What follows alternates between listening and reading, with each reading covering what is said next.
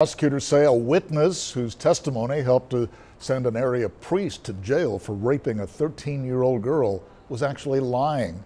According to an indictment released today, prosecutors say 37-year-old Jose Padron lied under oath when testifying against the priest, Stephen Doherty, though the lies apparently had to do with some relatively unimportant details and not the crime itself. Doherty, who is in Beeville, was found guilty on a charge of aggravated sexual assault of a child last year and was sentenced to 60 years in prison. The woman's rape accusation was the second one received by the diocese against Doherty. Doherty was stripped of his duties back in 2011. It is unclear at this point how the new information will affect Doherty's sentence.